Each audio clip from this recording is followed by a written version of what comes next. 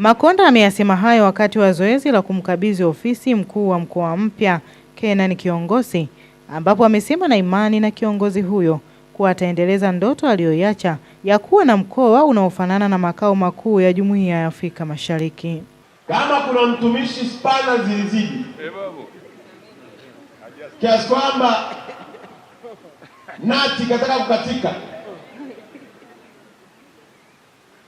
moyoni wako jua jambo moja tu. Makonda alitaka Arusha ifanane na hadhi ya kuwa makao makuu ya Afrika Mashariki.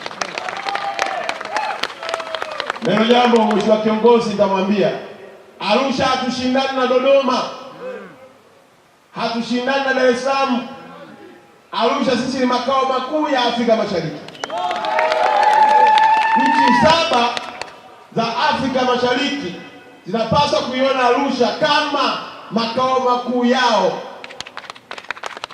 Maana yake tunatakiwa kuizidi Nairobi, kuizidi Kampala, kuizidi Kigali, kuzidi Dodoma na Dar es Salaam.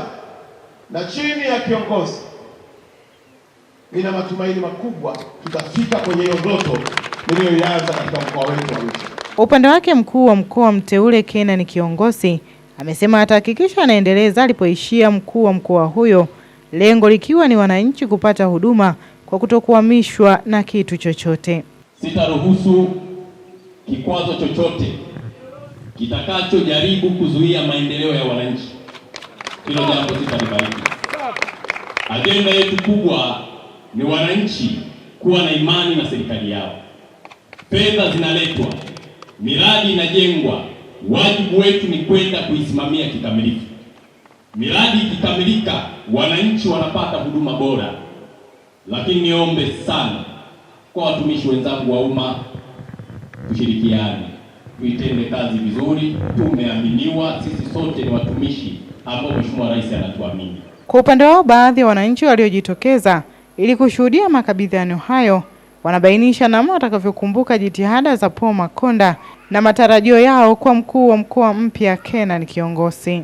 Kwa kweli mimi nasikitika anavyoondoka, kwa sababu ni mtu ambaye ametusaidia sana vijana, amesaidia watu wengi wa magonjwa, ametusaidia kama sisi kwenye mchezo wetu, ametukuza sana mchezo wetu, ametusaidia kutengenezea uwanja, kutuletea watu wengi, tumesafiri mpaka nje za nchi, wapi kila mahali. Tumesikitika sana na tumeumia sana kwa mkuu wetu Mheshimiwa Paul Makonda kuondoka katika nafasi yake hii, maana alitubeba sana,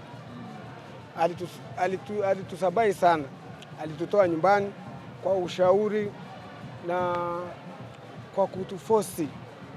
Yaani fosi yake ni tofauti sana. Hakuna mkuu wa mkoa katika nchi hii alopoa Paul Makonda.